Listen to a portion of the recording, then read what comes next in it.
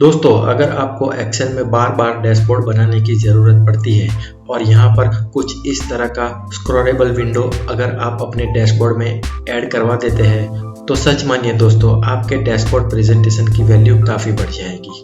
यहाँ पर मैंने अपने डैशबोर्ड में कुछ इस तरह का स्क्रॉलेबल विंडो ऐड कराया है।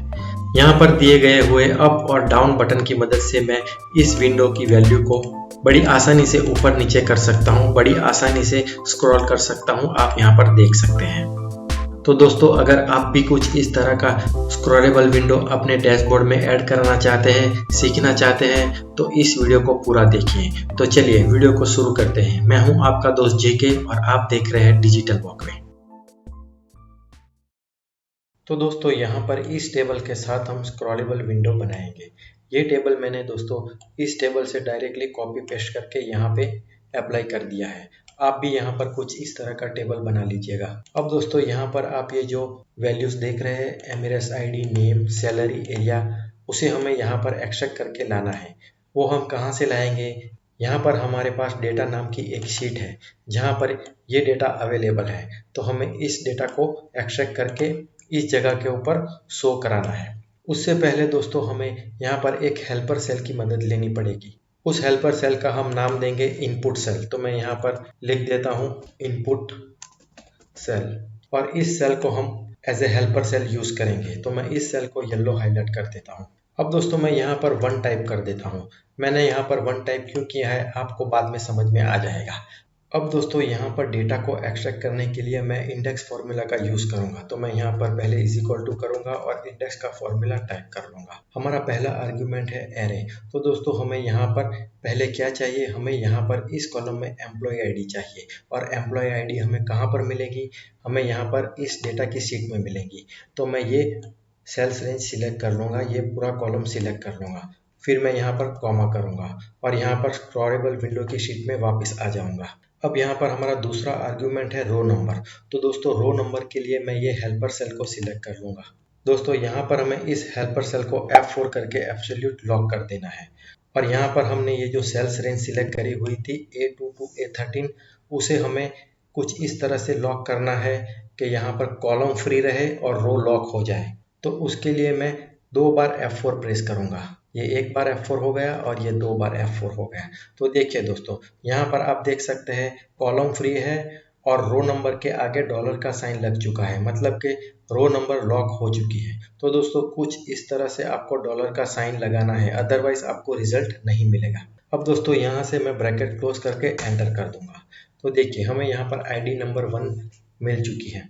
अब दोस्तों देखिए, मैं यहाँ पर इनपुट सेल की वैल्यू चेंज करूंगा तो देखिए यहाँ पर भी रिजल्ट चेंज हो रहा है। अगर मैं यहाँ पर 3 करूंगा तो देखिए यहाँ पर भी रिजल्ट 3 हो रहा है। ये रिजल्ट आया है रो नंबर 3 से।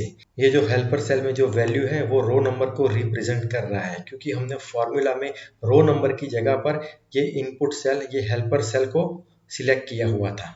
अब दोस्तों, इस फॉर्मूला को मैं यहाँ से कॉपी करके यहाँ पर नीचे पेस्ट कर देता हूँ और इस फॉर्मूला को मैं F2 करके ओपन कर लूँगा। अब दोस्तों, इस फॉर्मूला को मैं थोड़ा मॉडिफाइड कर रहा हूँ। देखिए, मैं यहाँ से पहले तो ब्रैकेट हटा लूँगा, फिर यहाँ पर मैं +1 करके फिर ब्रैकेट क्लोज करके एंटर करूँगा। तो देखिए, यहाँ पर आईडी नंबर 3 और आईडी नंबर 4 आ चुका है। अब देखिए दोस्तों, मैं यहाँ पर कोई वैल्यू चेंज कर रहा हूँ, जैसे कि 1। तो देखिए, आईडी नंबर 1 और आईडी नंबर 2 आ चुका है। लेकिन दोस्तों, हमें यहाँ पर इस काम को डायनामिक करना है। तो उसके लिए दोस्तों, हमें यहाँ पर कुछ टिप्स एंड ट्रिक्स का यूज़ करना पड़ेगा। तो देखिए दोस्तों, मैं कैसे कर रहा हूँ। यहाँ पर हमें पहले तो फॉर्मूला ओपन कर लेना है। ये फर्स्ट सेल वाला फॉर्मूला हमें ओपन कर लेना है। यहाँ से मैं ब्रैकेट हटा दूंगा। अब मैं यहाँ पर प्लस कर दूंगा और यहाँ पर टाइप करूंगा रो का फॉर्मूला। रो ब्रैकेट में टाइप कर दूंगा सेल नंबर A1। तो दोस्तों, ये A1 रिप्रेजेंट करेगा रो नंबर 1 को। तो दोस्तों, यहाँ पर हमें रिजल्ट मिलेगा 1। अब मैं यहाँ पर -1 करूँगा और यहाँ से मैं ब्रैकेट क्लोज करूँगा। तो देखिए, हमें यहाँ पर रिजल्ट क्या मिलेगा। यहाँ पर आप देखिए, ये जो हेल्पर सेल का नंबर है J16, वो रिप्रेजेंट कर रहा है 1 को, प्लस यहाँ पर रो A1 भी रिप्रेजेंट करेगा 1 को। तो 1 + 1 2 हो गया, -1 करेंगे तो 1 रिजल्ट मिलेगा। तो मैं यहाँ पर एंटर करूँगा। तो देखिए, यहाँ पर ID01 शो हो चुका है। अब इस फॉर्मूला को मैं यहाँ से यहाँ तक ड्रैग कर लूँगा और इस फॉर्मूला को मैं वर्टिकली भी ड्रैग कर लूँगा। तो देखिए, हमने यहाँ पर पूरा डेटा एक्सट्रैक्ट करा लिया है। अब दोस्तों मैंने यहाँ पर ये जो रो का फॉर्मूला लगाया था उसका मैजिक आप यहाँ पर देख लीजिए। मैं यहाँ पर इनपुट सेल चेंज कर रहा हूँ 2। तो देखिए यहाँ पर वैल्यू चेंज हो रही है और हमारी विंडो स्क्रॉलेबल हो चुकी है। मैं यहाँ पर 3 करूँगा तो देखिए वैल्यूज यहाँ पर ऊपर जा रही है। मैं यहाँ पर 4 करूँगा तो देखिए वैल्यू ऊपर जा रही है। मैं फिर से यहाँ पर 1 करूँगा तो वैल्यू यहाँ पर पूरी नीचे आ गई है। तो दोस्तों कुछ इस तरह से हमने स्क्रॉलेबल विंडो तो बना दिया, लेकिन हमें इस स्क्रॉलेबल विंडो को स्क्रॉल बार के साथ ज्वाइन करना है। तो वो कैसे करेंगे? तो उसके लिए सबसे पहले आपको यहाँ पर डेवलपर टैब को एक्टिवेट करना होगा। अगर आपकी एक्सेल शीट में यहाँ पर डेवलपर टैब एक्टिवेट नहीं है तो आप बड़ी आसानी से कर सकते हैं। आपको यहाँ पर रिबिन में राइट क्लिक करनी है, कस्टमाइज द रिबिन में जाना है और राइट हैंड साइड के मेनू में आपको यहाँ पर डेवलपर टैब को देखना है। इस डेवलपर टैब को आप यहाँ पर चेक कर दीजिए तो डेवलपर टैब एक्टिवेट हो जाएगा। मेरी एक्सेल शीट में डेवलपर टैब ऑलरेडी एक्टिवेट है तो यहाँ पर चेक मार्क ऑलरेडी ऑन है।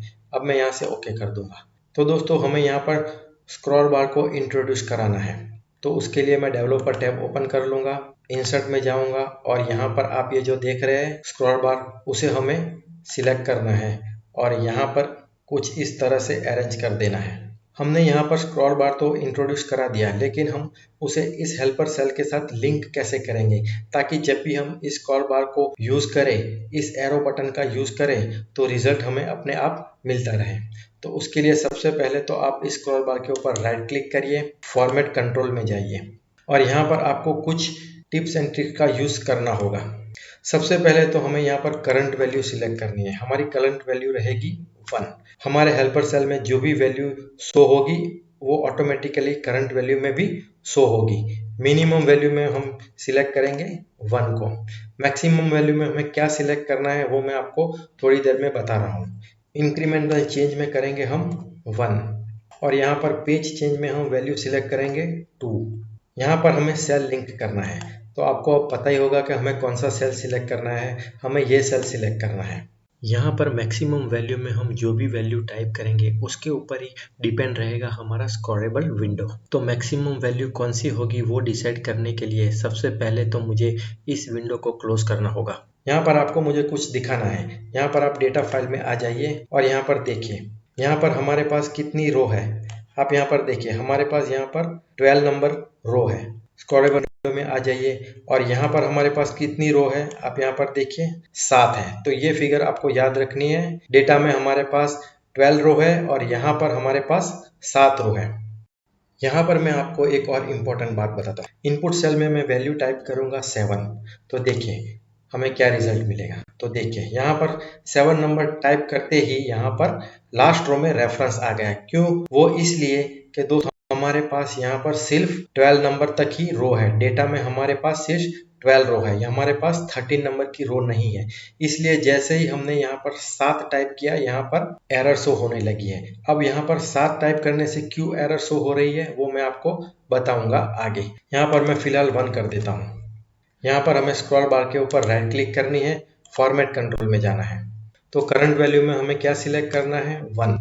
मिनिमम वैल्यू में हमें सिलेक्ट करना है 1। इंक्रीमेंटल चेंज में हमें 1 ही रखना है। पेज चेंज में हमें करना है 2। सेल लिंक हमें ये सेल करना है जहां पर हमारा इनपुट सेल है। अब दोस्तों मैक्सिमम वैल्यू कैसे सिलेक्ट करते हैं मैं आपको दिखाऊंगा। हमारे डेटा में 12 रो है और यहाँ पर हमारे इस डेटा में 7 है, तो 12 माइनस 7 कितना हो जाएगा? 5। तो उसके अंदर हमें एक और ऐड कर देनी है रो, मतलब कि 5 + 1 6 हो जाएगी। तो हमें यहाँ पर मैक्सिमम वैल्यू में टाइप करना है 6। अब मैं यहाँ से ओके कर दूँ। अब हम देखेंगे कि हमारा स्क्रॉल बार काम करता है कि नहीं। तो देखिए, तो जैसे ही मैं अप और डाउन एरो को प्रेस कर रहा हूँ हमारा स्क्रॉलेबल विंडो काम करने लगा है। आप यहाँ पर देख सकते हैं। तो दोस्तों कुछ इस तरह से आप स्क्रॉलेबल विंडो अपनी एक्सेल शीट में बना सकते हैं, अपने डैशबोर्ड के लिए बना सकते हैं। अब दोस्तों यहाँ पर कुछ और काम बाकी रह गया है जो मैं आपको दिखाऊंगा। यहाँ पर हमने जो हेल्पर सेल लिया था उस हेल्पर सेल का लोकेशन हम चेंज कर देंगे। पहले तो मैं इस स्क्रॉल बार को थोड़ा यहाँ से हटा देता हूँ। कुछ इस तरह से मैं स्क्रॉल बार को यहाँ पे रख लूंगा।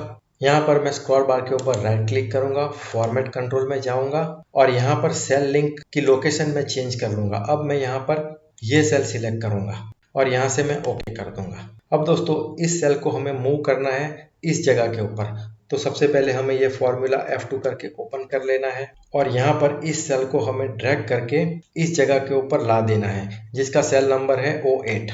अब हमें यहाँ से एंटर कर देना है। इस फॉर्मूला को हमें यहाँ से यहाँ तक ड्रैग कर लेना है, हॉरिजॉन्टली और वर्टिकली भी हमें यहाँ से यहाँ तक ड्रैग कर लेना है। अब इस स्क्रॉल बार को वापस हम अपनी जगह के ऊपर ला देंगे कुछ इस तरह से। इस कॉलम को हम छोटा कर लेंगे। यहाँ पर हमें कुछ फॉर्मेटिंग करना है ताकि ये स्क्रॉलेबल विंडो अच्छा दिखे। तो सबसे पहले तो मैं इसे मर्ज और सेंटर कर लेता हूँ। अब दोस्तों यहाँ पर हमें इसकी ज़रूरत नहीं है तो मैं इसे यहाँ से डिलीट कर दूंगा। इसे भी मैं यहाँ से डिलीट कर दूंगा। अब दोस्तों इस विंडो के ऊपर हम एक अच्छी सी बॉर्डर लगा देंगे। तो उसके लिए हमें यहाँ पर इंसर्ट में जाना है। तो आप भी कुछ इस तरह का स्क्रॉलेबल विंडो अपनी एक्सेल शीट में बनाइए और अपने प्रेजेंटेशन को और ज़्यादा अट्रैक्टिव बनाइए। तो दोस्तों मुझे उम्मीद है कि आपको ये वीडियो ज़रूर पसंद आया होगा। अगर आपको मेरी चैनल के कंटेंट पसंद आ रहे हैं तो मेरी चैनल को लाइक, शेयर और सब्सक्राइब जरूर कर दीजिए। तो फिर मिलते हैं अगले वीडियो में। तब तक के लिए good bye, have a nice day.